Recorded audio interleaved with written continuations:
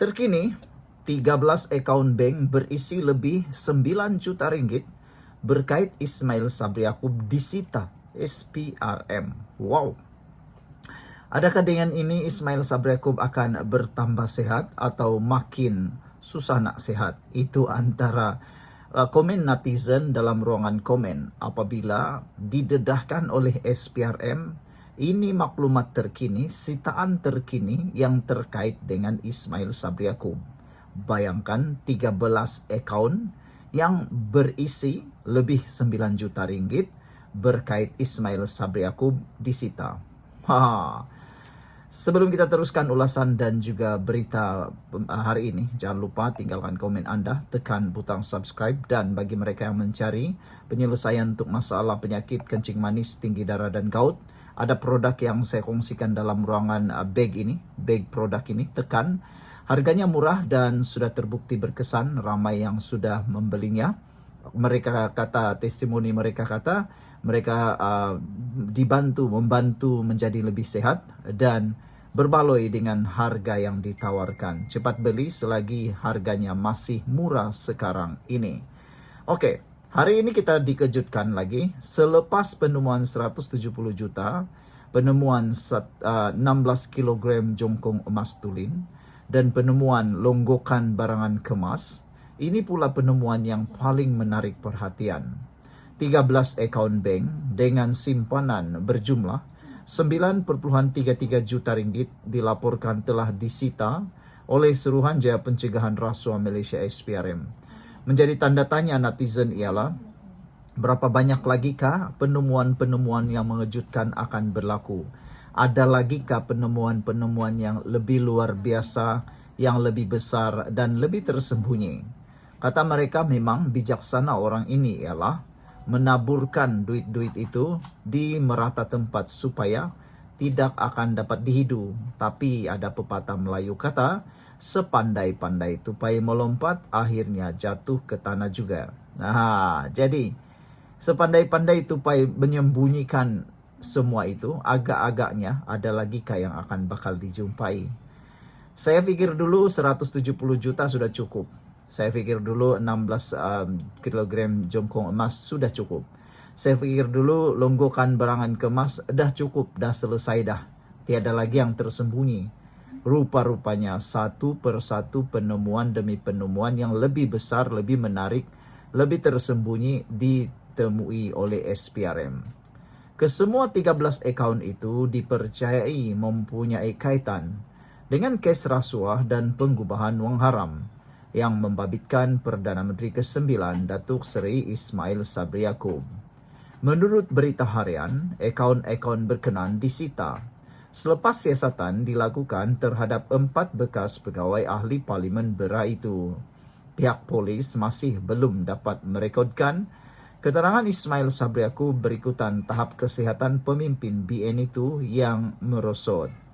Terdahulu, siasatan mendalam SPRM telah membawa kepada serbuan di 3 premis yang akhirnya menemukan pelbagai mata wang asing bernilai 170 juta ringgit dan 16 jongkong emas bernilai 7 juta ringgit di sebuah kondominium. Susulan itu, SPRM berkata Ismail kini adalah suspek dalam siasatan tersebut. Fokus siasatan kini tertumpu kepada perbelanjaan dan perolehan dana yang digunakan kerajaan keluarga Malaysia bagi tujuan promosi serta publicity semasa beliau menerajui negara. Sekian dulu untuk kali ini. Jangan lupa tinggalkan komen Anda. Salam sejahtera. Terima kasih kerana bersama dengan saya di Nazilin Unity Channel. Amaran untuk Anda semua, tolong jangan ketawa. Ini hantaran daripada Friends of Pakatan Harapan, tolong jangan ketawa. Ia memaparkan gambar Tun Mahathir satu ketika dahulu dia jadi Perdana Menteri dan ketika orang jadi Perdana Menteri. Bezanya, dia kata, semasa dia jadi Perdana Menteri dalam harian Metro, Mahathir pernah berkata kerajaan tak boleh terus bantu rakyat miskin. Itu adalah berita pada 2 Disember tahun 2019. Namun demikian, yang melucukan ialah Semasa orang lain pula jadi Perdana Menteri, lain pula yang Mahathir cakap. Kata Tun Mahathir sewaktu Anwar Ibrahim jadi Perdana Menteri bertarikh 21 Mac tahun 2023, orang Melayu miskin selepas saya tidak lagi jadi Perdana Menteri, kata Tun Mahathir. Ramai orang yang menemplak dan ketawa terbahak-bahak dengan kenyataan Tun Mahathir ini. Kata mereka memang Tun Mahathir ini ada penyakit yang namanya tak boleh lihat orang lebih berkuasa dari dia. Tak boleh lihat orang jadi Perdana Menteri. Yang dia tahu dia saja yang hebat, kata netizen. Sebelum kita teruskan, jangan lupa tekan butang bag yang ada saya paparkan ini. Bagi mereka yang ingin mencari ubat kencing manis, gout, dan tinggi darah, Anda boleh mencoba produk yang saya kongsikan ini. Harganya murah, banyak testimoni yang sudah diberikan, dikatakan mujarab membantu. Untuk menjelang Syawal ini, pastikan Anda ada ubat yang cukup ataupun produk yang cukup untuk memudahkan Anda meraihkan bulan Syawal. Saudara, bagaimana nak mempercayai Mahathir Mohamad? Ada yang mengatakan Tun Mahathir ini lidahnya bercabang-cabang. Ketika orang berkuasa, lain dia cakap. Ketika orang lain yang berkuasa. Ketika dia berkuasa pula, lain lagi dia cakap. Begitu jugalah mereka mengaitkan dengan satu parti ini. Dulu lain dia cakap tentang Mahathir. Tetapi selepas tidak berkuasa, bersatulah mereka pula dengan Mahathir. Dulu bukan calang-calang bergaduh, tapi sekarang pula menganggap Mahathir pula seakan-akan penyelamat mereka. Yang menghairankan, pada 2 Disember 2019, Mahathir pernah menyatakan bahwa kerajaan tak boleh terus bantu rakyat miskin. Itu yang dia kata semasa dia jadi Perdana Menteri. Mungkin alasannya pada waktu itu ialah mahu supaya orang lebih berdikari dan mencari jalan untuk memajukan diri.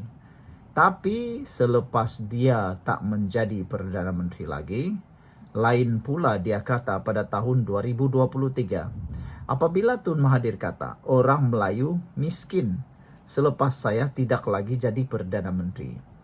Ramai yang bertanya kepada Mahathir apa yang sudah dia buat yang betul-betul telah pun membantu orang Melayu, kata mereka. Karena Anwar Ibrahim pernah mencabar. Kata Anwar Ibrahim, kalau betul nak bantu orang Melayu, jual, beri separuh daripada kekayaan kamu untuk bantu rakyat Melayu Islam, kata Anwar. Tak berani kah? Buktinya sekarang ini, salah seorang yang antara terkaya di Malaysia, yaitu Syed Mukhtar, telah pun membelanjakan sebahagian uangnya untuk membantu orang miskin. Macam itulah baru hero benar. Sekian dulu untuk kali ini. Jangan lupa tinggalkan komen Anda, tekan butang subscribe. Bye-bye.